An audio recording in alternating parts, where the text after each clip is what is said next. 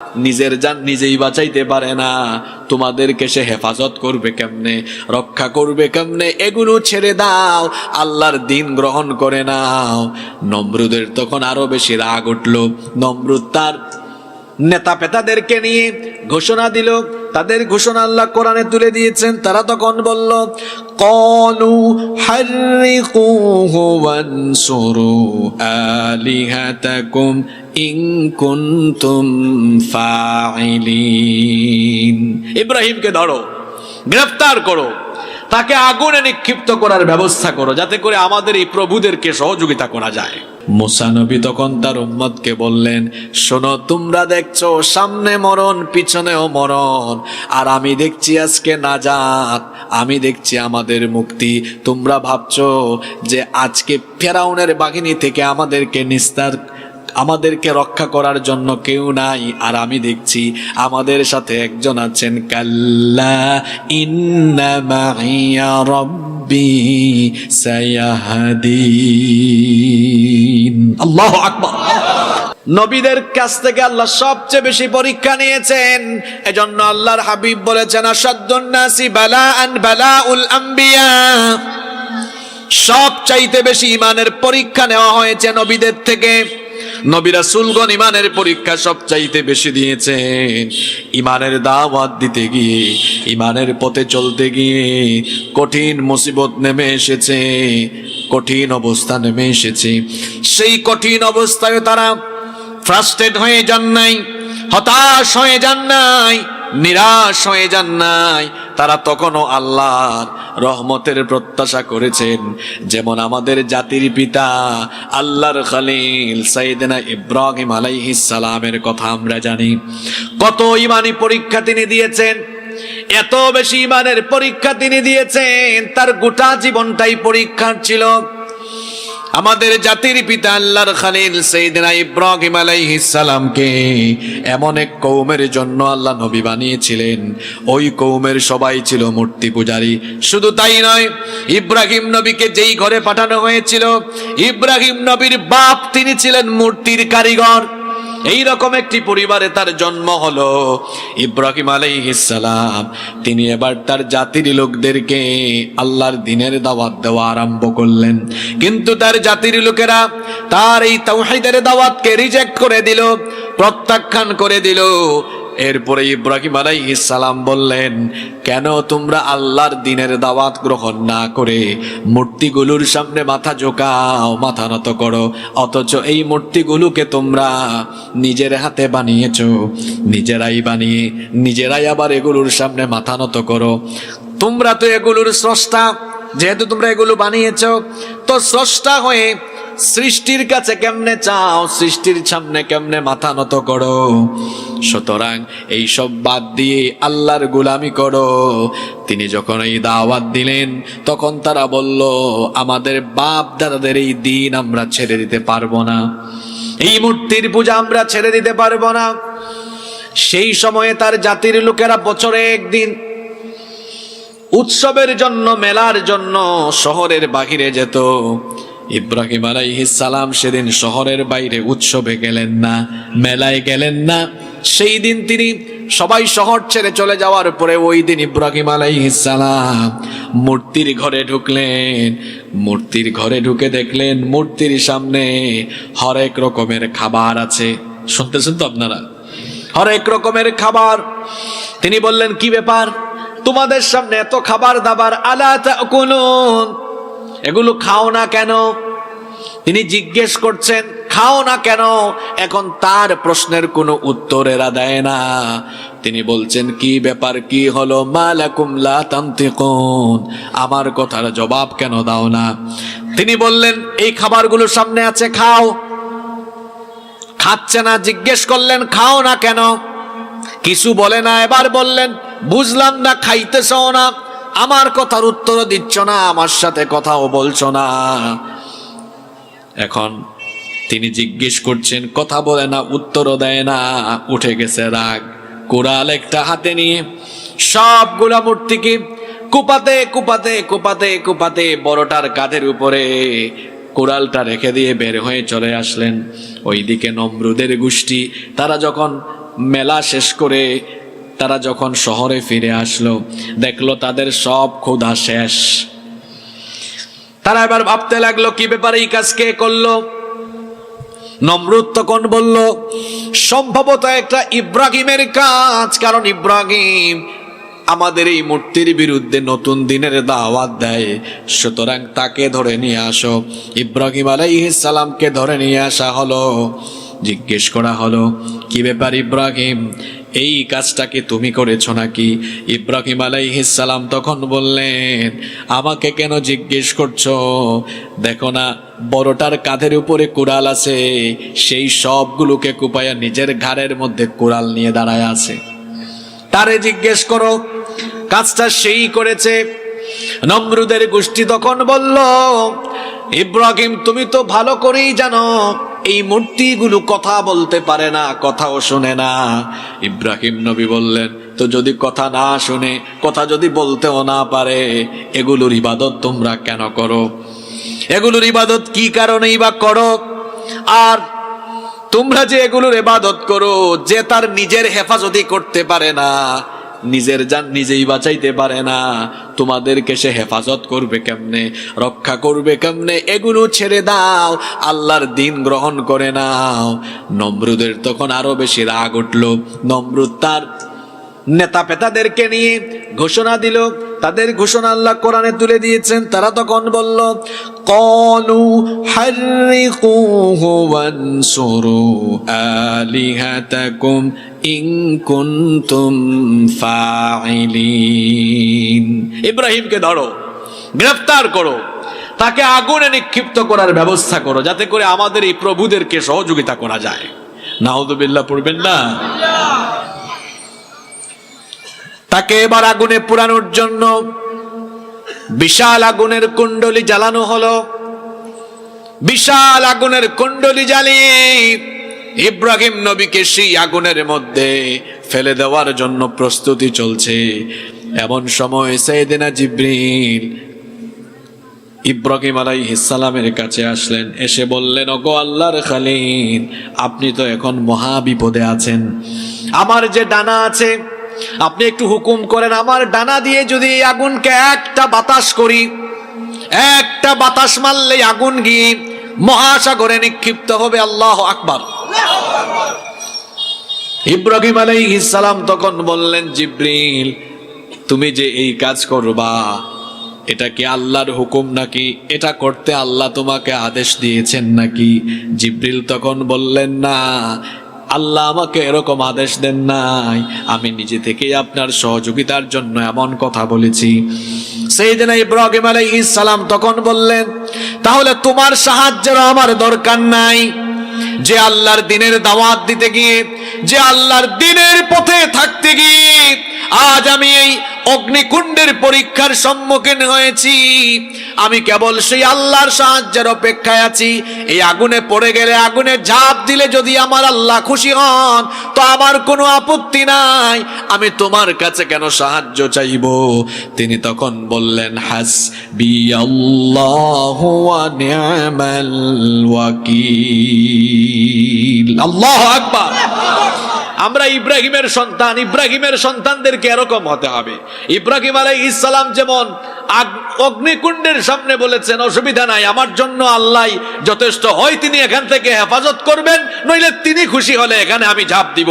ইব্রাহিমের সন্তানরাও এইরকম, দিন কায়েমের জন্য রক্ত দেওয়া লাগলে, জীবন দেওয়া লাগলে, আল্লাহ খুশি হলে ইব্রাহিমের সন্তানরা রক্ত দিয়ে দিবে, জীবন দিয়ে দিবে, তাও বাতিলের সামনে কোনোদিন মাথা নুয়াবে না। পারবেন তো ইনশাআল্লাহ? ইব্রাহিম আলাইহিস সালাম বললেন, আমার জন্য আমার আল্লাহ যথেষ্ট, আমি আমার রবের উপরে ভরসা করে আছি। এই কঠিন পরীক্ষা ইব্রাহিম আলাইহিস সালামের দৃঢ়তা, অবিচলতা, এটা দেখে আল্লাহ এত খুশি হলেন। আল্লাহ তাআলা তখন আগুনকে হুকুম করলেন, বলেন তো আগুন কি আমার বা আপনার গোলাম নাকি? আগুন কথা শুনে কান। আল্লাহ তখন নমরুদের জ্বালানো অগ্নিকুণ্ডের আগুনকে অর্ডার করলেন, ইয়া নারু কুনি বারদান ওয়া সালামান আলা ইব্রাহিম। হে আগুন, তুমি আমার খলিল ইব্রাহিমের জন্য শান্তিদায়ক হয়ে যাও। সুবহানাল্লাহ কইতে ইচ্ছা করে না আপনাদের? নমরুদ এবার সাইয়েদনা ইব্রাহিম আলাইহিস সালামকে আগুনের কুণ্ডলিতে নিক্ষেপ করলো। নিক্ষেপ করে নমরুদ তো মহা খুশি, জাহাজ আমার শত্রু শেষ, খুব আনন্দ করছে। হঠাৎ করে তারা তাকায় দেখে আগুনের দিকে, আগুন ঠিকই জ্বলছে, কিন্তু আগুন ইব্রাহিম আলাইহিস সালামকে জ্বালাতে পোড়াতে পারছে না, বরং সেই আগুন ইব্রাহিম নবীর জন্য শান্তিদায়ক হয়ে গিয়েছে। ইব্রাহিম নবী সেখানে ফুল বাগানে অবস্থান করছেন। আল্লাহু আকবার। এটার নাম হলো তাওয়াক্কুল, এটার নাম হলো ঈমান, এটার নাম হলো আল্লাহর দ্বীনের উপর দৃঢ়তা। এই রকম করে ঈমানদার কঠিন পরীক্ষায়ও হতাশ হবে না। দেখা যাবে ঈমানের কারণে, ঈমানি আন্দোলনের কারণে নিজের বাড়িতে ঘুমানো যাবে না, নিজের এলাকায় বসবাস করা যাবে না, ঠিক মতো ব্যবসা বাণিজ্য করা যাবে না। জীবনে যত কষ্ট আসুক, বালা মুসিবত আসুক, আমরা কখনো হতাশ হব? কারণ হতাশ হওয়া এটা কোনো ঈমানদারের জন্য শোভা পায় না। ঈমানদারের জন্য হতাশ হয়ে যাওয়া এটা মেনে নেওয়া যায় না। দেখেন সকল নবীরা কঠিন কঠিন পরিস্থিতিতে এক বিন্দুও হতাশ হন নাই। মুসা নবীর নাম আমরা সবাই জানি কি জানি না? মুসা নবী, তিনি ফেরাউনকে দাওয়াত দিলেন। দাওয়াত দেওয়ার পরেও ফেরাউন মরার আগ পর্যন্ত, দাওয়াত পাওয়ার পরে মরার আগ পর্যন্ত, ফেরাউন ধ্বংস হওয়ার আগ পর্যন্ত 20 বছর বনি ইসরাইলের ইমানদারদের উপরে একটানা জুলুম চালিয়েছে। এর আগে তো শত শত বছর চালিয়েছে। আমি বলছি মুসা নবী দাওয়াত দেওয়ার পর থেকে ফেরাউন ধ্বংস পর্যন্ত সময় ছিল 20 বছর। এই 20 বছরে ফেরাউন তার ফেরাউনগিরি চালিয়েছে। ফেরাউন সম্পর্কে কোরআনের 44টি সূরার 532টা আয়াতে আলোচনা হয়েছে। এখন আপনারা ভাববেন, হুজুর কোরআনের 44টা সূরার 532টা আয়াতে ফেরাউন সম্পর্কে এত আলোচনা কেন? এর কারণ হলো যুগে যুগে ফেরাউনের ক্যারেক্টারের বহু লোক আসবে, যাদের নাম ফেরাউন হবে না কিন্তু কাজটা ফেরাউনের মতো হবে। এই সকল ফেরাউনদের সর্বশেষ পরিণতি কি হয় এটা কোরআনের 532 জায়গায় আল্লাহ আলোচনা করে তামাম দুনিয়ার ফেরাউনের চরিত্রের লোকদেরকে সতর্ক করে দিয়েছে। মুসা আলাইহিস সালাম এবং তার উম্মতের উপরে ফেরাউন যখন অবর্ণনীয় জুলুম আরম্ভ করলো, আল্লাহ তাআলা মুসা নবীকে অর্ডার করলেন, তুমি তোমার উম্মত নিয়ে মিশরে ছেড়ে হিজরত করে অন্য কোথাও চলে যাও। মুসা নবী এবার তার উম্মত নিয়ে মিশরে ছেড়ে রওনা করলেন। এখন পথ চলতে চলতে চলতে চলতে সামনে সাগর পড়ে গেল। এই খবর ওইদিকে ফেরাউনের কানেও চলে গেল। ফেরাউন এবার তার বিরাট বাহিনী নিয়ে পিছন থেকে ধাওয়া আরম্ভ করলো।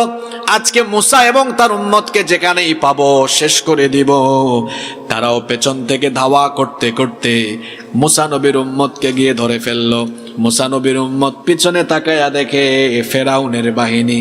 পিছনে গেলে মরা লাগবে, সামনেও যেতে পারে না, সামনে সাগর, সামনে গেলেও মরণ, পিছনে গেলেও মরণ। মুসা নবীর উম্মত তখন হতাশ হয়ে গেল। হতাশ হয়ে বলল, নবী মুসা কোথায় নিয়ে আসলেন আমাদেরকে? এখন তো সামনেও আগাতে পারছি না, সামনে গেলেও মরা লাগবে, পিছনেও যেতে পারবো না, পিছনে গেলেও মরা লাগবে, কোথায় নিয়ে আসলেন? গোটা উম্মত সবাই হতাশ, কিন্তু মুসা নবী ওই কঠিন বিপদেও হতাশ নাকি? কি বললেন কথাটা শোনেন, কি বললেন কথাটা শোনেন। আল্লাহ তার কথা কোরআনে উঠাইয়া দিয়েছেন। মুসা নবী তখন তার উম্মতকে বললেন, শোনো, তোমরা দেখছো সামনে মরণ, পিছনেও মরণ, আর আমি দেখছি আজকে নাজাত, আমি দেখছি আমাদের মুক্তি। তোমরা ভাবছো যে আজকে ফেরাউনের বাহিনী থেকে আমাদেরকে নিস্তার আমাদেরকে রক্ষা করার জন্য কেউ নাই, আর আমি দেখছি আমাদের সাথে একজন আছেন। কাল্লা ইন্না মাইয়া রাব্বি সায়াহদিন। আল্লাহু আকবার। কখনো নয়, ইন্না মাইয়া রাব্বি সায়াহদিন। আমার উম্মত, তোমরা ভাবছো যে কে রক্ষা করবে, কে বাঁচাবে? ইন্না মাইয়া রাব্বি, আমাদের সাথে যিনি আছেন, জোরে বলেন তিনি কি? সেই আল্লাহ যাদের সাথে আছে তাদের কি ভয় করার কোনো কারণ আছে? কোনো কারণ আছে? এই তাওয়াক্কুল থাকার কারণে কি হলো দেখেন। আল্লাহ তাআলা বললেন, মূসা তোমার উম্মত এত হতাশ হয়ে গেছে কেন? আমার উপর তোমার তাওয়াক্কুল আছে, তাদের কেন নাই? দেখো তুমি যে কত সুন্দর কথা বলেছ যে আমার রব আমার সাথে আছেন, তিনি পথ দেখাইয়া দিবেন। দেখো আমি তোমার রব, কেমনে পথ দেখাইয়া দেই। মূসা তোমার হাতে এটা কি? মূসা নবী বললেন লাঠি। আল্লাহ তাআলা বললেন, মূসা তোমার লাঠি দিয়ে আজকে আঘাত করো, সবাই আজকে লাঠির কারিশমাটা দেখুক। লাঠি দিয়ে যখন আঘাত করলেন তখন সাগরের মাঝখান দিয়ে যিনি রাস্তা বানায়া দিলেন তিনি কি? মুসলমানেরা হতাশ হবেন না। চতুর্দিক থেকে, সামনে পিছনে ডানে বামে ফেরাউনি ক্যারেক্টারের লোকেরা জুলুমের সাগরে যেন ইমানদারদেরকে ডুবিয়ে মারার প্ল্যান করছে। হতাশ হবেন না, এই মারাত্মক পরিস্থিতি থেকেও ইমানদারদেরকে বাঁচাবেন কে? এই বিশ্বাস আছে তো আপনাদের? নাকি ইমান ভূতা হয়ে গেছে? ইমান দুর্বল হয়ে গেছে নাকি? ইমানকে দুর্বল করা যাবে না। অন্যান্য নবীদের কাহিনীর চাইতে আমাদের নবীর কাহিনী যদি, আমাদের নবীর জীবন যদি আপনি ভালো করে পড়েন, ভালো করে জানেন, তাহলে কোনো পরিস্থিতি দিয়েই কোনো জালেমের ফাসিকের হুমকি দামকি আপনাকে কখনো ভীত করতে পারবে? আমার নবীর তো এমন অবস্থা ছিল, আমার নবীর চারিত্রিক মাধুর্যতায় মুগ্ধ হয়ে যে কাফিরগুলো নবীজিকে আল আমিন উপাধি দিয়েছে। ইমানের দাওয়াত দেওয়ার কারণে ওই কাফিররা এবার নবীজিকে পাগল বলেছে, জাদুকর বলেছে, গণক বলেছে, নানা ধরনের আপত্তিকর কটূক্তি অপবাদ দিয়েছে। নবীজির অপরাধ কি? তিনি কি কোনো কাফেরের জায়গা জমি জোর করে দখল করেছেন নাকি? অপরাধ হলো আল্লাহর দ্বীনের দাওয়াত দেওয়া, আল্লাহর দ্বীনের দাওয়াত দিয়ে আল্লাহর জমিনে আল্লাহর দ্বীন প্রতিষ্ঠার জন্য প্রাণান্তকর প্রচেষ্টা করা, এটাই ছিল তার অপরাধ। এই অপরাধের কারণে যারা এতদিন আল আমিন বলেছে, এখন তারা পাগল বলা আরম্ভ করলো, জাদুকর বলা আরম্ভ করলো, গণক বলা আরম্ভ করলো। কাফির চরিত্রে, কাফিরদের ওই চরিত্র লালন করে এদের উত্তরসূরি এখনো দুনিয়ায় আছে। দেখবেন কোন হুজুর যখন সুন্দর করে কোরআন তেলাওয়াত করে তখন দেখা যায় কিচ্ছু বলে না, আর হুজুর যখন কোরআনের সুন্দর তেলাওয়াতের পরে কোরআনকে শব্দে শব্দে ব্যাখ্যা করে করে যখন কোরআনের তাফসীর আরম্ভ করে, তখন ওই ক্যাটাগরির লোকেরা হুজুরদেরকে মৌলবাদী, জঙ্গিবাদী বলে অপবাদ দেওয়া আরম্ভ করে। এরকম মানুষ নাই তো এখন? কোরআন তেলাওয়াত শুনে মাশাআল্লাহ, লিল্লাহি তাকবীর, কত কিছু শুরু হয়ে যায়। আর যখন কোরআনের একটু ব্যাখ্যা শুরু হয়ে যায়, বাধা আরম্ভ হয়ে যায়। আছে না নাই? যারা নবীজিকে আল আমিন বলল, তারাই এবার নবীজিকে পাগল বলল। শুধু তাই নয়, নবীজির চলার পথে তারা কষ্ট দিত, গালিগালাজ করত। নবীজি যখন সাজদায় যেতেন, মাথার উপরে এনে উটের নাড়ি বুড়ি ফেলে যেত। নবীজিকে কত কষ্ট দেওয়া আরম্ভ করলো। সাফা পাহাড়ে যেদিন নবীজি দাওয়াত দিলেন, সেদিন কাফেররা তার শরীর থেকে রক্ত ঝরালো। নবীজি যখন তায়েফে গেলেন, সেখানেও নবীজিকে রক্তাক্ত করা হলো। উহুদের ময়দানে নবীজিকে রক্তাক্ত করা হলো। শুধু নবীজি নয়, সাহাবীদের উপরেও এরকম অবর্ণনীয় নির্যাতন হয়েছে। অবর্ণনীয় এই জুলুম নির্যাতনের পরেও নবী এবং সাহাবীরা তারা কি কখনো হতাশ হয়ে গিয়েছেন নাকি? আরো জোরে বলেন, হতাশ হয়ে গিয়েছেন নাকি? হিজরতের ঘটনা তো আপনাদের জানাই আছে। হিজরতের রাতে যখন নবী করিম সাল্লাল্লাহু আলাইহি ওয়াসাল্লাম তার প্রিয়তম বন্ধু আবু বকর রাদিয়াল্লাহু আনহুকে নিয়ে মক্কা থেকে রওনা হলেন। পথ চলতে চলতে ভোরবেলা ফজরের ওয়াক্ত হয়ে যাচ্ছে, দিনের আলো ফুটে উঠবে, এমন সময় আবু বকর রাদিয়াল্লাহু আনহু বললেন, ওগো আল্লাহর নবী, এখন পথ চললে সকাল হয়ে গেলে কাফিররা আমাদেরকে দেখে ফেলবে, আমরা ধরা পড়ে যাব। এই পাহাড়িয়া গুহা গারে সূরে আমরা আশ্রয় নেই। নবীজি বললেন, চলো ঠিক আছে। আবু বকর রাদিয়াল্লাহু আনহু পাহাড়িয়া গুহাটা সাফ করলেন, এবার দুইজনে এই গুহার ভেতরে আশ্রয় নিলেন। সকালবেলা কাফিররা খুঁজতে খুঁজতে এই গুহার পাশে চলে এসেছে। শোনেন, একটু এলাকায় না থাকলে, বাড়ি ঘরে না থাকতে পারলে দেখা যায় যে ইমানি আন্দোলনের লোকদের চেহারা বড় খারাপ হয়ে যায়।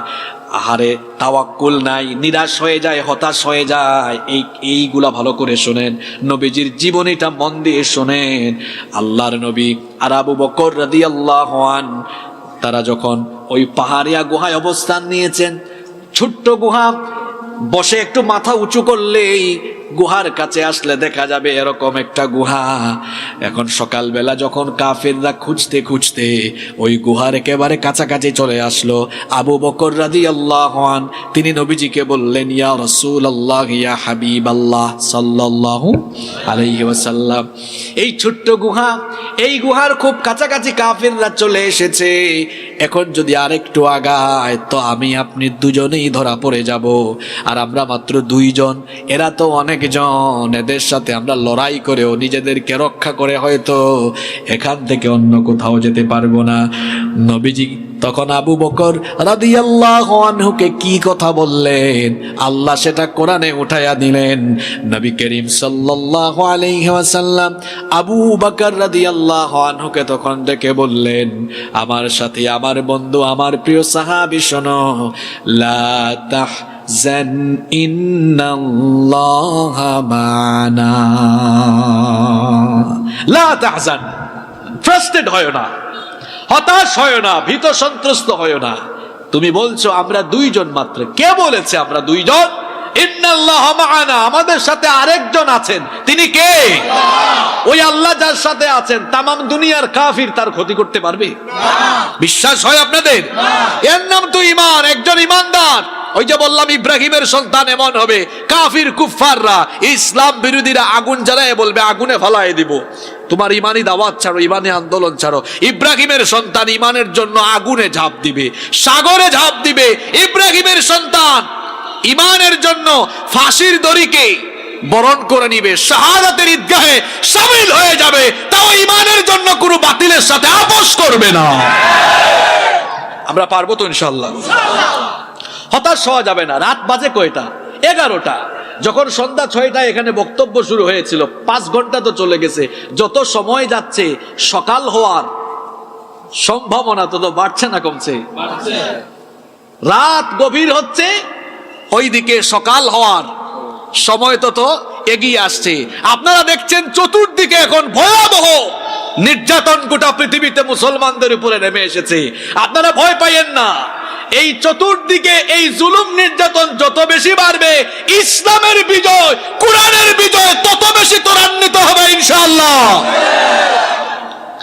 আচ্ছা, একজন গর্ভবতী মা, তার প্রসব বেদনা যখন উঠে, প্রসব বেদনা উঠলে পরিবারের সবাই তখন একটু টেনশন করে, ঠিক আছে, কিন্তু তখন মনে মনে সবাই আনন্দও থাকে যে একটু পরে বাচ্চার কান্নার আওয়াজ শুনবো, নতুন মেহমান ঘরে আসবে, ঠিক কিনা?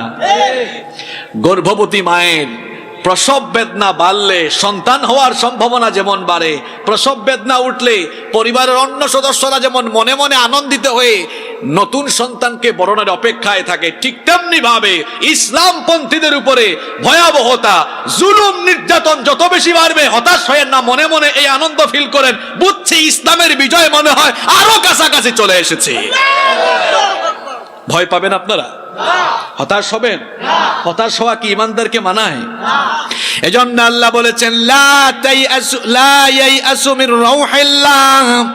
ওই যে আজকে প্রথমে যে আয়াতটা বললাম, আল্লাহ তাআলা বলছেন, ওয়ালা তাইআসু মির রাউহিল্লাহ।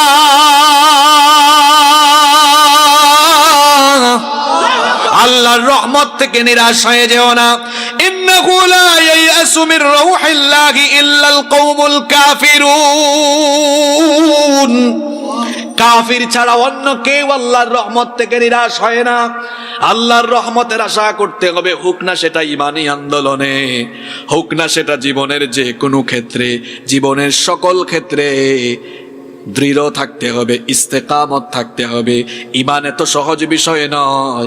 এই যে কিছুক্ষণ আগে ফেরাউনের কথা বললাম, মুসা নবীকে আল্লাহ নবুয়ত দিয়ে বলেছিলেন, ইযহাব ইলা ফিরআউনা ইন্নাহু তাগা, ফেরাউনের কাছে যাও কারণ সে সীমা লঙ্ঘনকারী। তিনি এবং তার ভাই হারুন আলাইহিস সালাম, দুই ভাই গিয়ে ফেরাউনকে দাওয়াত দিলেন। ফেরাউনকে দাওয়াত দেওয়ার পরে ফেরাউন কিন্তু ঈমান আনে নাই। ফেরাউন তার ফেরাউনগিরি চালিয়েছিল, একটু আগেই বলেছি। বলেন তো কত বছর? জোরে বলেন তো। আচ্ছা, সবাই একটু কান লাগান। ফেরাউন যেদিন প্রথমেই দাওয়াত প্রত্যাখ্যান করলো, আল্লাহ তাআলা কি চাইলে ওই দিনই ফেরাউনকে শেষ করে দিতে পারতেন না? তো আল্লাহ 20 বছর তারে আরো বাঁচাইয়া রাখলেন কেন? পরবর্তীতে 20 বছরে আরো হাজার হাজার ইমানদারদের উপরে জুলুম করেছে, নির্যাতন করেছে, কত ইমানদারদেরকে মেরে ফেলেছে। এই সুযোগটা আল্লাহ তাকে দিলেন কেন? আমরা অনেক সময় হতাশ হয়ে যাই পৃথিবীর মুসলমানরা, যে চতুর্দিকে এত ফেরাউন, আল্লাহ এত মানুষকে ধরে, এদেরকে ধরে না কেন? আল্লাহ ধরে না কেন? এর কারণ আছে। এই যে এই ফেরাউনকে মুসা নবী দাওয়াত দিলেন, 20 বছর সে তার ফেরাউনগিরি চালিয়ে গেল। আল্লাহ সাথে সাথে ধরলেন না, অনেক বছর পরে ধরলেন। কেন অনেক বছর পরে ধরলেন? এর কারণ হলো দুইটা। জোরে বলেন কয়টা? এই দুইটা মুখস্থ রাখবেন পয়েন্ট, আমি কোরআন থেকে বলবো। কয়টা কারণ? 1 নাম্বার কারণ, ফেরাউনি ক্যারেক্টার যদি না থাকে তো খাঁটি ইমানদারকে আপনি চিনবেন কেমনে? খাঁটি ইমানদারকে চিনার জন্য ফেরাউনি ক্যারেক্টার দরকার। কারণ একজন লোক ইমান আনলো, কিন্তু ফেরাউনি হুমকি ধামকি খায়া জায়গায় থাকে নাকি ইমান ছাড়ে, সেটাও তো যাচাই করা দরকার। এই জন্য যুগে যুগে ফেরাউনি ক্যারেক্টারও থাকার দরকার।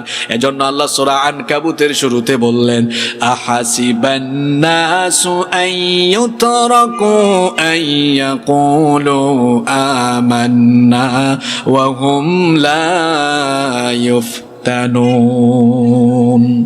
মানুষ কি মনে করেছে ঈমান এনেছি, এতটুকু কথা বললেই তাকে ছেড়ে দেওয়া হবে? ওয়াহুম লা ইফতানুন, তাকে পরীক্ষা করা হবে না। ওয়ালাকাদ ফাতান্নাল্লাযীনা মিন ক্বাবলিহিম ফালাইয়ালামান্নাল্লাহুল্লাযীনা সাদাকু ওয়া লাইয়ালামান্নাল কাযিবিন। অথচ তাদের পূর্ববর্তী সকলকেই ঈমানের পরীক্ষা দিতে হয়েছে, যাতে করে বের করে নেওয়া যায়, যাচাই করে নেওয়া যায় ঈমানের দাবিতে কারা সত্যবাদী আর কারা মিথ্যাবাদী। ঈমানের ঘোষণা দিয়ে আপনি জান্নাতে যেতে পারবেন না। আল্লাহ তাআলা বলেছেন, আম হাসিবতুম আন তাদখুলুল জান্নাতা ওয়া লাম্মা يأتكم مثل الذين خلوا من قبلكم مستهم البأساء والضراء وزلزلوا حتى يقول الرسول والذين آمنوا معه متى نصر الله ألا إن نصر الله قريب। আল্লাহ তাআলা বলছেন, মানুষ কি ধারণা করেছে এমনি এমনি জান্নাতে চলে যাবে, তাদেরকে পরীক্ষা করা হবে না? এটা কি মানুষ মনে করেছে নাকি? অথচ পূর্ববর্তীদেরকে কঠিন কঠিন অনেক বিষয় দিয়ে পরীক্ষা করা হয়েছে। আমাদের জীবনেও পরীক্ষা আসবে, আমাদের জীবনেও মুসিবত আসবে। যতই পরীক্ষা আসুক, বালা মুসিবত আসুক, যত যাই আসুক না কেন, আমরা একমাত্র ভরসা করব যার উপরে। জোরে বলেন, তিনি কি? হতাশ হওয়া যাবে না, হতাশ হওয়া যাবে না। আল্লাহর উপর ভরসা করতে হবে, আল্লাহর পথে নিজেকে নিবেদিত প্রাণ করে দিতে হবে। আজকে বড় দুঃখ লাগে, মুসলমানদের জনসংখ্যা পৃথিবীতে 200 কোটি, তারপরেও মুসলমানরা আজকে গোটা দুনিয়ায় নির্যাতিত। কিন্তু আমাদের পূর্ববর্তী আমাদের পূর্ববর্তীগণ গোটা পৃথিবী শাসন করেছেন। আপনারা তো জানেন ওমর রাদিয়াল্লাহু আনহু অর্ধ দুনিয়া শাসন করেছেন। বলেন তো ওমর রাদিয়াল্লাহু আনহুর সময় মুসলমান ছিল বেশি না আমাদের জামানায় মুসলমানের সংখ্যা বেশি? কথা বুঝেন নাই? ওমর রাদিয়াল্লাহু আনহু অর্ধ দুনিয়া শাসন করেছেন, আর আমরা আমাদের অবস্থা তো এখন জানেন, গোটা দুনিয়ার মুসলমানদের অবস্থা। তো তখন ওমর রাদিয়াল্লাহু আনহু গোটা পৃথিবী শাসন করলেন, তখন কি জনসংখ্যা আমাদের মধ্যে তো বেশি ছিল? এরপরেও তারা পৃথিবী শাসন করলেন কিভাবে? এর কারণ হলো মুসলমানরা ইমানের উপরে দৃঢ় থেকে শাহাদাতের ঈদগাহে শামিল হওয়ার তামান্না নিয়ে তারা পৃথিবীর যেদিকেই গিয়েছেন আল্লাহ সেখানেই তাদেরকে বিজয় দিয়েছেন। সুবহানাল্লাহ।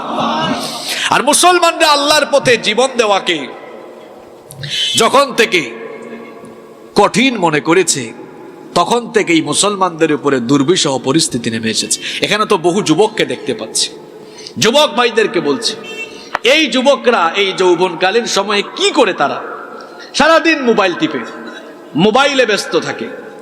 সারাদিন এই যুবকগুলো নানা আজে বাজে কাজে ব্যস্ত থাকে, অথচ এই সময়ে আল্লাহ রসুলের যুবক সাহাবীরা দিন বিজয়ের জন্য তারা 24টা ঘন্টা পাগল পড়া ছিলেন। ঠিক কিনা?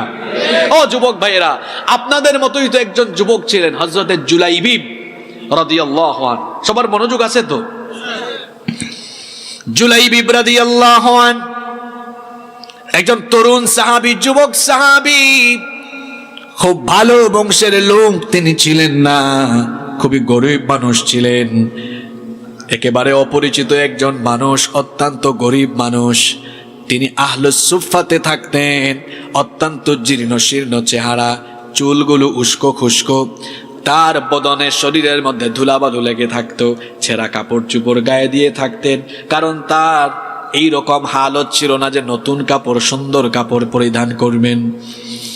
জুলাইবিব রাদিয়াল্লাহু আনহু তার আরেকটা নাম ছিল দামিম।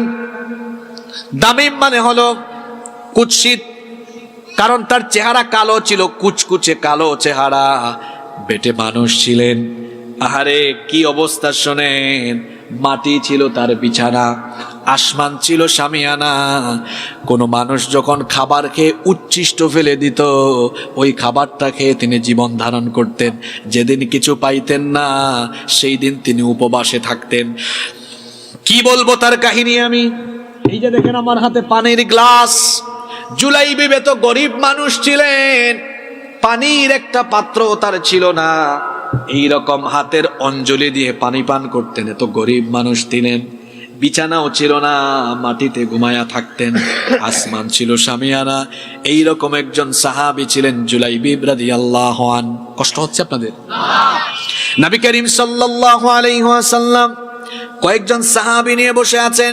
ঠিক সেই সময়ে জুলাইবিব রাদিয়াল্লাহু আনহু হেঁটে যাচ্ছেন। নবীজি তার কাছে থাকা সাহাবীদেরকে বললেন, ও আমার সাহাবীরা, ওই যে হেঁটে যায় তাকে কি তোমরা চিনো নাকি? সাহাবীরা বললেন, না, তাকে তো আমরা চিনি না। নবীজি বললেন, তোমরা তাকে না চিনলেও কি হবে, আমি তাকে চিনি, এটা হচ্ছে আমার প্রিয় সাহাবী জুলাইবিব। দেখেন একজন নেতা, তার নিম্ন স্তরের কর্মীর খবর পর্যন্ত তার কাছে আছে। আল্লাহু আকবার। এটা হলো নেতৃত্বের কোয়ালিটি, সবার খবর তার কাছে ছিল। নবীজি জুলাইবিবকে ডাকলেন, বললেন, হে জুলাইবিব। জুলাইবিব জবাব দিলেন, বললেন, কি ব্যাপার জুলাইবিব, তুমি তো যৌবনে পদার্পণ করেছো, তুমি কি বিয়ে শাদী করবা না? জুলাইবিব তখন বললেন, আমার মতো গরিব মানুষ, এদের কপালে কি আর বিয়ে আছে নাকি? ওগো হাবিব, আমি আখিরাতের অপেক্ষায় আছি। আখিরাতে আল্লাহ যদি আমাকে কোনো সঙ্গিনী দেন সেটার উপরে আমি সন্তুষ্ট থাকব, কারণ আমার মতো গরিব মানুষকে এই মদিনার এমন কোন পিতামাতা আছে তাদের কন্যা আমার মতো গরিব ছেলের কাছে বিয়ে দিবে? সুতরাং আমার কাছে যেহেতু কেউ বিয়েই দিবে না, আমি বিয়ের আশাও করি না, বরং আমি আখিরাতের আশায় আছি। সুবহানাল্লাহ। ওই দিন নবীজি জুলাইবিবকে কিছু বললেন না। দ্বিতীয় দিন আবার তিনি জুলাইবিবকে বললেন, কি ব্যাপারে জুলাইবিব, তুমি কি বিয়ে করবা না? জুলাইবিব সেই দিনও একই রকম জবাব দিলেন। তৃতীয় দিন নবীজি জুলাইবিবকে আবার ডাকলেন, জুলাইবিব সেম উত্তর আবারও দিলেন। নবীজি এবার জুলাইবিবকে সেদিন কাছে ডাকলেন, কাছে ডেকে বললেন, আমার অমুক আনসারি সাহাবী, তার বাড়িতে তুমি চলে যাও, গিয়ে বলো আমাকে আল্লাহর রাসূল পাঠিয়েছেন, আপনাদের ঘরে নাকি মেয়ে আছে, ওই মেয়েকে আমার সাথে বিবাহের পয়গাম দিয়ে, প্রস্তাব দিয়ে আল্লাহর রাসূল আমাকে পাঠিয়েছেন। আল্লাহু আকবার। নবীজি বললেন, যাও এই প্রস্তাবটা নিয়ে তুমি যাও। জুলাইবিব রাদিয়াল্লাহু আনহু ওই আনসারী সাহাবীর বাড়িতে গেলেন। ওই আনসারী সাহাবীর বাড়িতে গিয়ে এরপরে দরজায় নক করলেন। ওই সাহাবী দরজা খুলে দিলেন, বললেন, কি ব্যাপার, আপনাকে তো চিনলাম না। তিনি পরিচয় দিয়ে বললেন, আল্লাহর হাবিব আমাকে আপনার বাড়িতে পাঠিয়েছেন। এই কথা শোনা মাত্র ওই সাহাবী বললেন, আহলান ওয়া সাহলান, তাড়াতাড়ি ভিতরে আসেন, নবীজি যেহেতু আপনাকে পাঠিয়েছেন। ভেতরে ঢুকার পরে জুলাইবিব রাদিয়াল্লাহু আনহু এবার বললেন, আল্লাহর হাবিব আমাকে এই আদেশ দিয়ে পাঠিয়েছেন, এই প্রস্তাব দিয়ে পাঠিয়েছেন, আপনাদের ঘরে নাকি একটা মেয়ে আছে, তার সাথে আমার বিয়ে দেওয়ার জন্য প্রস্তাব দিয়ে আল্লাহর হাবিব আমাকে পাঠিয়েছেন। তখন ওই সাহাবী জুলাইবিবের চেহারার দিকে তাকালেন, তাকায় বলেন, তুমি একজন বেটে মানুষ, গায়ের চামড়া কুচকুচে কালো, উস্কো খুস্কো চুল, ধুলোমণি এরপরে ধুলাবালি যুক্ত বদনে এসেছো, ছেঁড়া কাপড় চোপড়, দেখতেও সুন্দর না, গরিব মানুষ। আর আমার মেয়ে হলো মদিনার একটা সুন্দরী মেয়ে, আমারও ধন সম্পদ আছে, তোমার কাছে কেমনে আমি আমার মেয়েটাকে বিয়ে দিব? তবে আল্লাহর রাসূলের কথা বলে আমাকে তো দুর্বল করে ফেলেছো, দাঁড়াও আমি আমার স্ত্রীর সাথে একটু গিয়ে পরামর্শ করি। দেখবেন মহিলারা মাতব্বরি করে কম না বেশি? আপনাদের বাঁশখালীর মহিলারা ভালো, তাই না? হ্যাঁ, ওই সাহাবী যখন তার স্ত্রীর সাথে পরামর্শ করছেন, স্ত্রী তখন বললেন, ও বাজি, কি কালো চেহারা, এটা কি সম্ভব? কুচকুচে কালো, বেটে মানুষ, এত গরিব, ছেঁড়া কাপড় চোপড় গায়ে দিয়ে এসেছে, আমাদের এত সুন্দরী মেয়ে, এই কুচকুচে কালো চামড়ার এই গরিব ছেলের সাথে আমরা বিয়ে দিব না। বাপ মা যখন এরকম কথা বলছেন, ভেতর থেকে তাদের কন্যা, তাদের মেয়ে সব কথা শুনে ফেলতেছেন। এবার তাদের কন্যা, তাদের মেয়ে বললেন, আব্বা জান, আম্মা জান, এত বড় দুঃসাহস আপনাদের কিভাবে হলো যে আল্লাহর রাসূল প্রস্তাব দিয়েছেন আর আপনারা আপত্তি করছেন? রাসূলের প্রস্তাব ফিরাইয়া দেওয়ার এত বড় সাহস কেমনে হলো? আমার এত সাহস হয় নাই, আল্লাহর রাসূল যে প্রস্তাব দিয়েছেন এই প্রস্তাবে আমি রাজি।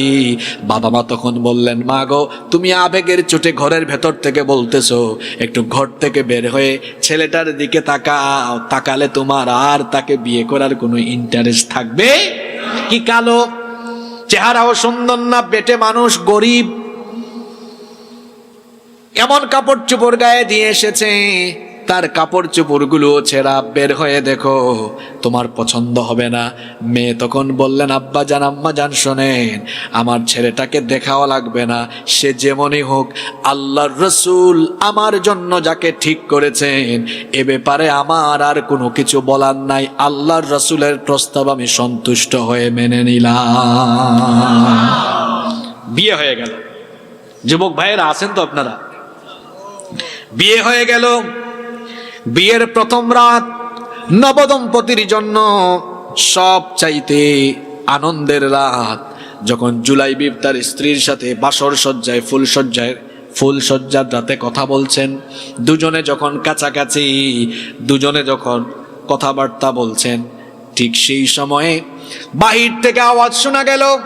আল্লাহ রাসূলের সাহাবীরা আহ্বান করলেন, আইনা জুনুদুল্লাহ, আল্লাহর সৈন্যরা কোথায়, মুজাহিদ বাহিনী কোথায়? নবীজি জিহাদের ময়দানে ডাক দিয়েছেন। এই কথা শুনে এই জুলাইবিব, আল্লাহ পাগল, রসুল পাগল, দিন বিজয়ের পাগল এই যুবক সাহাবী, এই কথা শোনা মাত্রই বাসর ঘরে এত সুন্দরী বউ, সঙ্গে সঙ্গে সুন্দরী বউকে ঘরের মধ্যে রেখে দিয়ে তরবারি হাতে নিয়ে জিহাদের ময়দানে ছুটে গেলেন। বিবি তাকে ডাকছেন, একবারও পেছনে তাকায় না, জিহাদের ময়দানে ছুটে গেলেন, লড়াই করলেন, লড়াই করে করে শহীদ হয়ে গেলেন। জিহাদ যখন শেষ হয়ে গেল, নবীজি এবার জিহাদের ময়দানে এসে সাহাবীদেরকে বললেন, সকল শহীদদের লাশ আমার সামনে নিয়ে আসো। সকল শহীদদের লাশ আনা হলো। নবীজি বললেন, সকলের লাশই তো দেখছি, কিন্তু আমার হাবিবের লাশটা কোথায়? আমার হাবিবকে আমি দেখছি না কেন? সাহাবীরা তখন বললেন, নবী গো, আপনার হাবিব এটা আবার কে? আমরা তো তাকে চিনলাম না। নবীজি বললেন, তোমাদের চিনার দরকার নাই, খোঁজারও দরকার নাই, আমার হাবিবকে আমি নিজেই খুঁজে বের করব। আল্লাহু আকবার। নবীজি এবার খোঁজা আরম্ভ করলেন। খুঁজতে খুঁজতে 7 জন কাফেরের পাশে একটা লাশ দেখলেন। নবীজি সেই লাশের কাছে গেলেন, গিয়ে দেখলেন পুরো চেহারা, পুরো বডিতে, শরীরের মধ্যে ধুলাবালু লেগে আছে। নবীজি এবার সেই লাশের পাশে বসে গেলেন। ওই লাশটাকে নবীজি তার উরু মোবারকের উপরে রাখলেন। এরপরে নিজের পবিত্র হাত মোবারক দিয়ে জুলাইবিবের মাথার চুল ঠিক করে দিলেন, মুখের থেকে ধুলাবালুগুলো সরালেন। সাহাবীদেরকে বললেন, তোমরা আমার হাবিবকে চিনো না, এটা হলো আমার হাবিব। সুবহানাল্লাহ। এরপরে তিনি বললেন, আমার হাবিব জুলাইবিব 7 জন কাফিরকে তুমি জাহান্নামে পাঠিয়ে তুমিও শাহাদাতের ঈদগাহে শামিল হয়ে গিয়েছো। তুমি নতুন বউকে, সুন্দর স্ত্রীকে রেখে দিন বিজয়ের জন্য, দিন কায়েমের জন্য, কোরআনের বিজয়ের জন্য শাহাদাতের ঈদগাহে শামিল হয়েছো। আহারে, তুমি আজকে প্রমাণ করে দিয়েছো তুমি আল্লাহর দ্বীনের জন্য কতটা পাগল।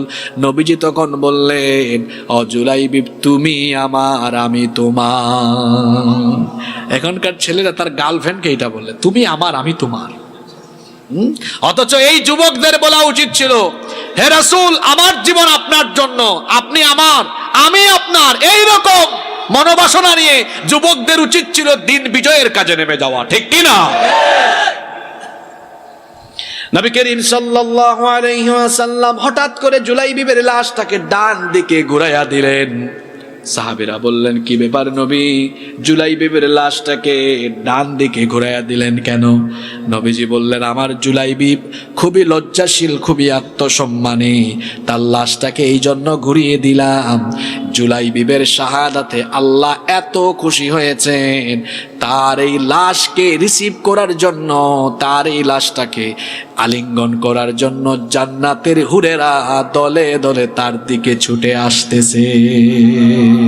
আমার জুলাইবিব যেন লজ্জা না পায়, শরম না পায়, এই জন্য আমি তার লাশটাকে ঘুরাই দিয়েছি। আমার যুবক ভাইয়েরা, আজ যুবকরা শাহাদাতের ঈদগাহে শামিল হওয়া ভুলে গিয়েছে বলে আজ মুসলমানরা তাদের জীবনের বিনিময়ে কোরআনের হুকুমত প্রতিষ্ঠা করবে, এটা তার দায়িত্ব। এই দায়িত্ব ভুলে গিয়েছে বলে 200 কোটি মুসলমান থাকা সত্ত্বেও ফিলিস্তিন, কাশ্মীর সহ গোটা দুনিয়াতে আমরা আজ অধপতিত হয়ে যাচ্ছি।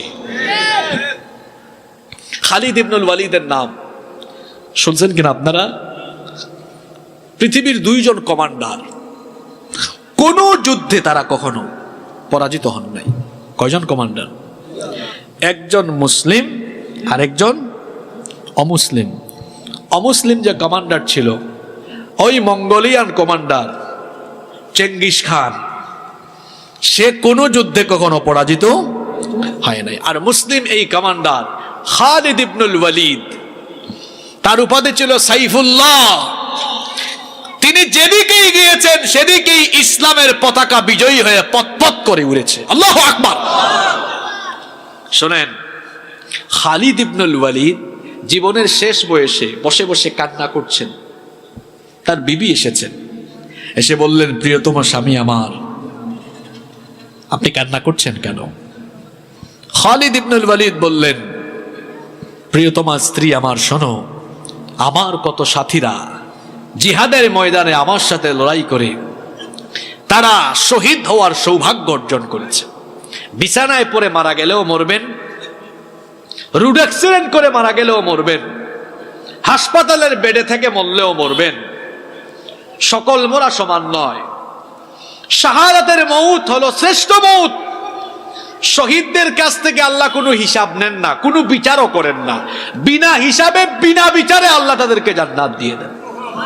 আল্লাহ রসুলের সাহাবীরা জন্য শহীদ হওয়ার তামান্নায় তারা ব্যাকুল ছিলেন। তো তিনি বলছেন আমার কত সাথীরা আমার সাথে ডানে বামে সামনে পিছে লড়াই করে শহীদ হওয়ার সৌভাগ্য অর্জন করেছে, আর আমি এত লড়াই করলাম এখনো শহীদ হলাম না, এজন্য আমি কান্না করছি, চক্ষু দিয়ে পানি আসতে যায়, আরে কেন আল্লাহ আমাকে শহীদ করছেন না? তার স্ত্রী তখন তাকে বললেন, প্রিয় স্বামী আমার, আপনাকে উপাধি দেওয়া হয়েছে সাইফুল্লাহ। সাইফুল্লাহ মানে আল্লাহর তরবারি। আপনি যদি শহীদ হন তাহলে আপনার এই তরবারিটা কোনো কাফেরের তরবারির নিচে পড়ে যাবে। এখন আপনার তরবারি বা আপনাকে উপাধি দেওয়া হয়েছে সাইফুল্লাহ, আপনার তরবারিটা যদি কোনো কাফেরের তরবারির নিচে পড়ে যায় তো আল্লাহর তরবারি তো নিচে পড়ে যাবে, এটা তো হয় না। এজন্য আল্লাহ তাআলা আপনার তরবারিকে কাফেরদের তরবারির উপরে বিজয়ী রেখেছেন। আল্লাহু আকবার। স্ত্রী তখন বললেন, আপনি কি জানেন না নবীজি বলেছেন শাহাদাতের তামান্না দিলে রাখলে শহীদ না হয়ে বিছানায় পড়ে মারা গেলেও তাকে শাহাদাতের মর্যাদা দিয়ে দিবেন কে? খালিদ ইবনুল ওয়ালিদের কথা বলছিলাম। তিনি পারস্যদের বিরুদ্ধে যুদ্ধে গিয়েছেন। কাদের বিরুদ্ধে? ঘটনাটা মন দিয়ে শুনবেন। পারস্যদের বিরুদ্ধে যুদ্ধে গিয়েছেন। সেই সময় পারস্য ছিল সেই সময়কার পরাশক্তি, সুপার পাওয়ার। পারস্যদের সাথে যুদ্ধ হবে। পারস্যের কমান্ডার খালিদ ইবনুল ওয়ালিদকে দেখে বললেন, খালিদ তুমি একজন মহাবীর, এতে আমার বিন্দুমাত্র সন্দেহ নাই, কিন্তু তুমি যে বাহিনী নিয়ে এসেছো এরা তো আমার এই পরাশক্তিধর বাহিনীর সাথে পারবে না, সবাই আজকে এই মাঠে মারা যাবে। এই কথা শোনার পর খালিদ ইবনুল ওয়ালিদ ভয় পাইয়া একদম থরথর করে কেঁপেছে, তাই তো? কি বললেন? তিনি জবাব দিলেন, জিতুকুম মিন কওমিন ইউহিব্বুনাল মাউতা কামা তুহিব্বুনাল হায়াহ। হে পারস্যের কমান্ডার শোনো, জিতুকুম মিন কওমিন ইউহিব্বুনাল মাউতা কামা তুহিব্বুনাল হায়াহ। আমি আমার এমন এক সম্প্রদায় থেকে এসেছি, এমন এক জাতিকে আমার সাথে নিয়ে এসেছি, তোমরা যেমন দুনিয়াতে বেঁচে থাকা স্বপ্ন মনে করো, বেঁচে থাকার জন্য তোমরা যেমন পাগল পারা, আমার সাথীরা আল্লাহর দ্বীন কায়েমের জন্য জীবন বিলিয়ে দিতে তারা পাগল পারা। আল্লাহু আকবার। এইরকম দিন পাগল উন্মাদদেরকে দিয়ে কোরআনের বিজয় হয়। আজকের যুবকরা, এই যৌবন আপনাকে দেওয়া হয়েছে সামনে পিছনে, অমুক তমুকের সামনে পিছনে ঘুরে চামচামি করার জন্য এই যৌবন দেওয়া হয় নাই। এই যৌবন দিয়েছেন কে? জোরে বলতে হবে, যৌবন দিয়েছেন কে? যে আল্লাহ যৌবন দিয়েছেন সে আল্লাহর দ্বীনের পথে এই যৌবন কাটাতে হবে। আজ ফিলিস্তিনের অবস্থা কি আপনারা জানেন? 200 কোটি মুসলমান এই ফিলিস্তিনিদের পক্ষে যদি ঐক্যবদ্ধ হয়ে দাঁড়িয়ে যেত, মাত্র 90 লক্ষ ইহুদি মুসলমানদের গর্জনেই এরা ভূমধ্য সাগরে ভেসে যেত। আপনাদের কি মনে হয় যুগে যুগে বাইতুল মুকাদ্দাস ফিলিস্তিন বিজয় হয়েছে অস্ত্র শস্ত্র সৈন্য দিয়ে না আল্লাহর সাহায্য দিয়ে? জোরে বলেন।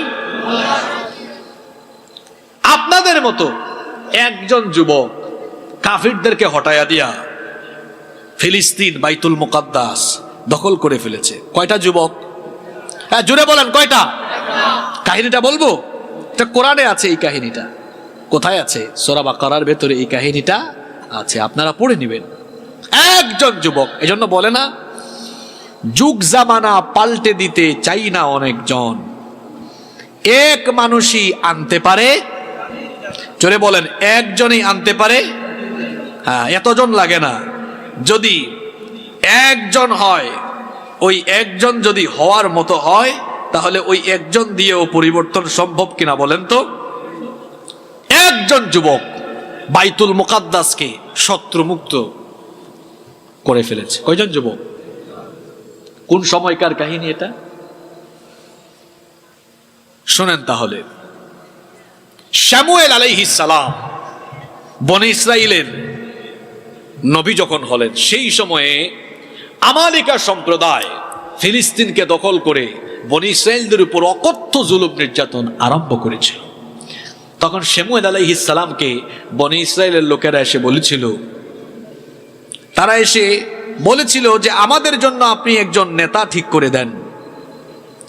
কোরআনে কারীমে সূরা বাকারার মধ্যে এই কাহিনী সুন্দরভাবে বর্ণিত হয়েছে।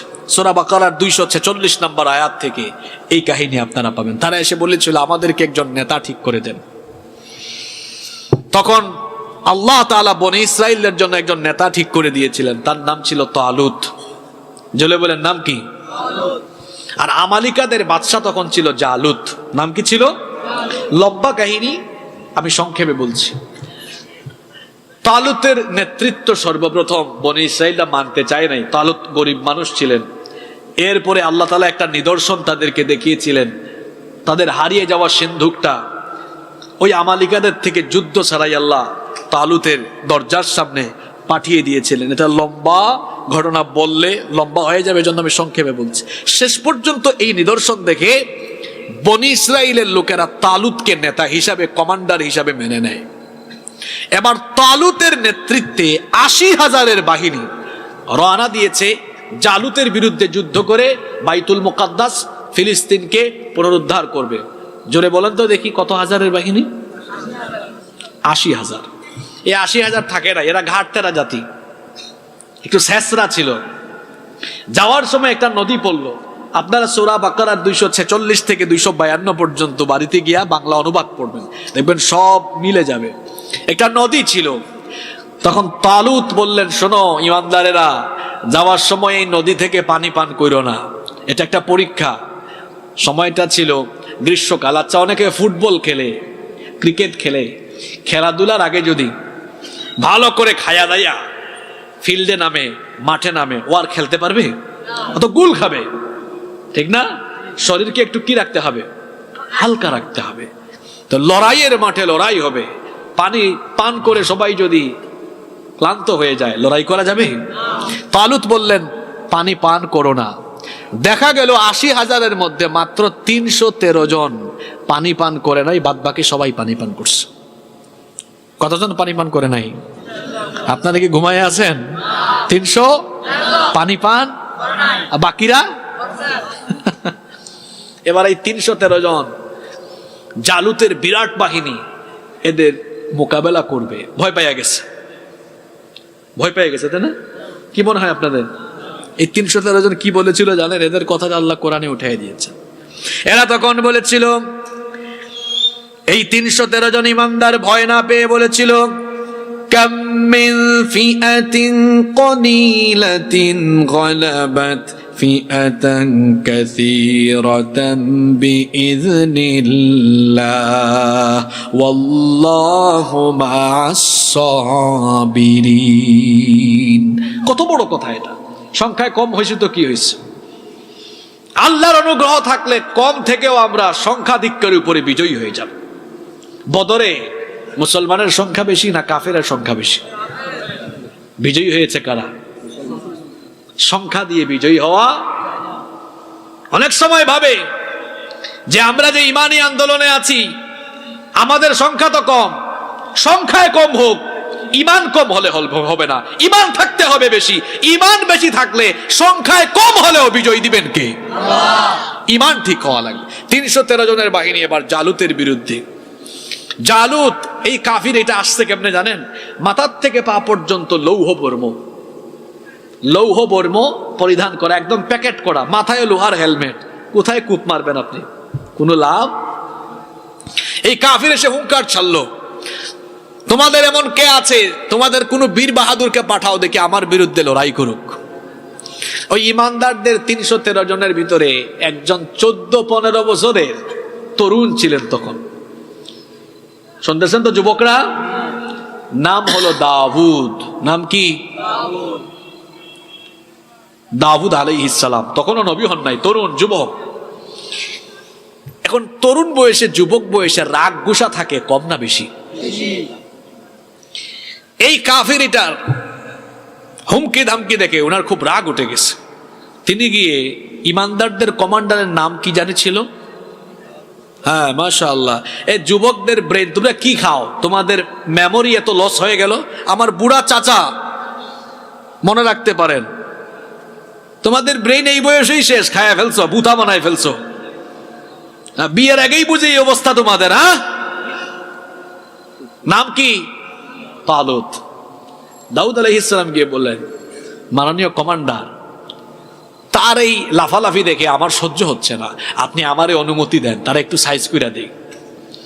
এই যুদ্ধের সাথে বদর যুদ্ধের মিল ছিল। বদরের যুদ্ধ সংখ্যা ছিল 313। বদরের যুদ্ধ সবচেয়ে বড় কাফিরটারে সাইজ করার জন্য কোনো বয়স্ক মানুষ না, দুইটা কিশোর বেশি ব্যাকুল হয়েছিল। কি জানি নাম বলেন তো দেখি? বাঁশখালীর মানুষ তো আমরা জানি ইসলামী চেতনা নিজেদের মধ্যে লালন করে, এই যদি অবস্থা হয় সামনে আগাবেন কেমনে? দুই কিশোর, মাআদ এবং মুআওয়াদ, দুই ভাই নবীজিকে এসে বলছে, নবীজি আমাদেরকে বদরের যুদ্ধে পারমিশন দেন, শুনছি যুদ্ধ হবে, পারমিশন দেন। নবীজি বললেন, তোমরা ছোট মানুষ, তোমরা কি যুদ্ধ করবা, যাও। তারা বললেন, না, আমরা ছোট হইলো, আপনি একটু অনুমতি দেয়া দেখেন জিনিস কেমন আমরা।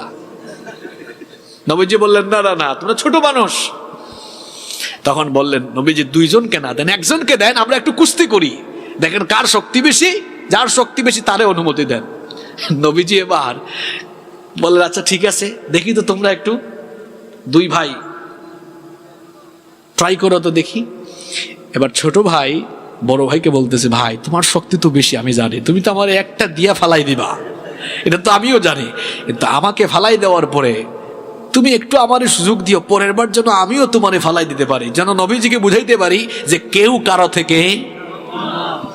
নবীজি এটা শুনে ফেলছেন, বললেন ঠিক আছে যাও, দুই ভাইকেই পারমিশন দিলাম। সুবহানাল্লাহ কইতে ইচ্ছা করে না? এই দুইটা কি করছে কারবার শুনেন।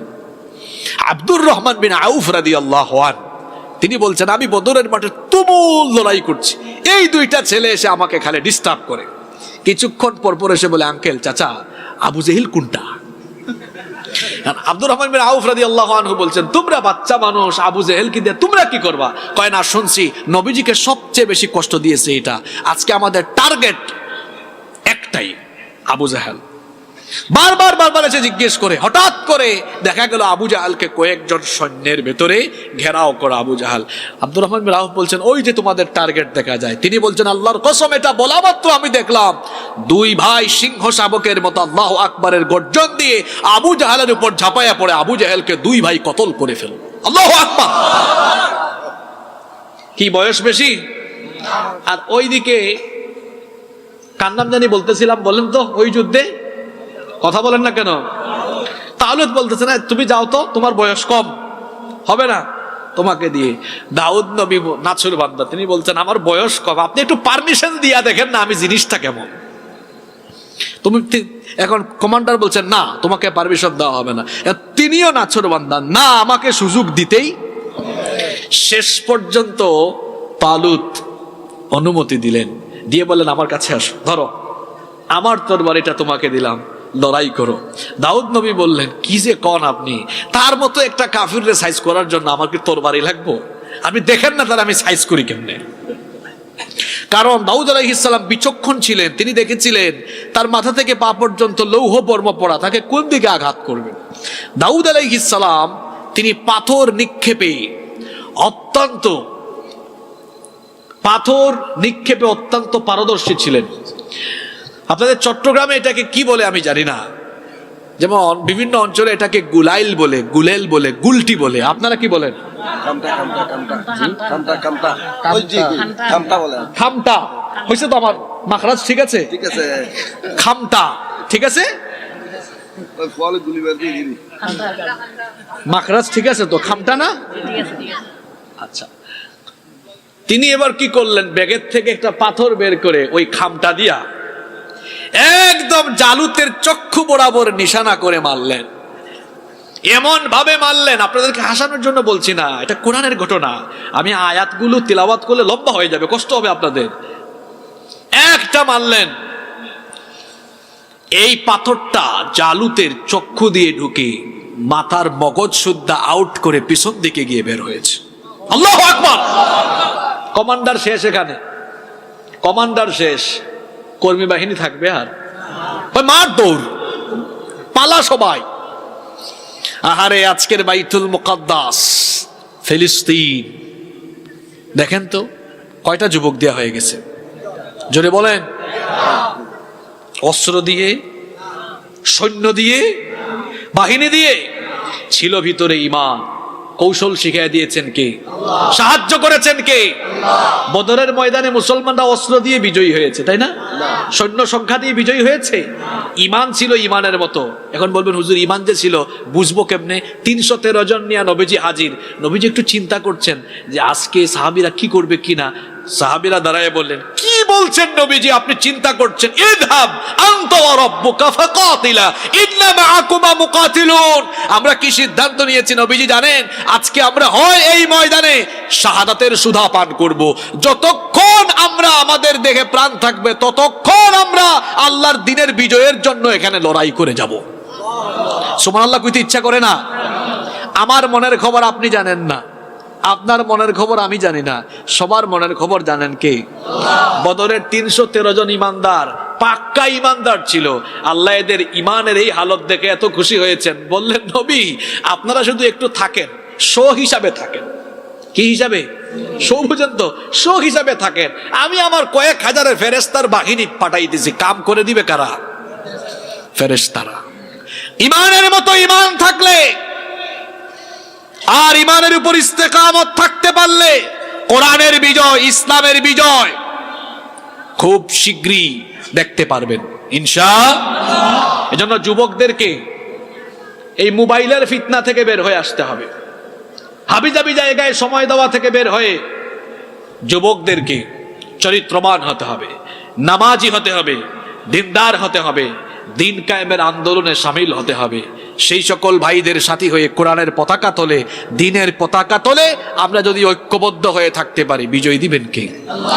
আল্লাহ বলেছেন ওয়ালা তাগিনু ওয়ালা তাহজানু ওয়া আনতুমুল আ'লাউনা ইন কুনতুম মুমিনিন।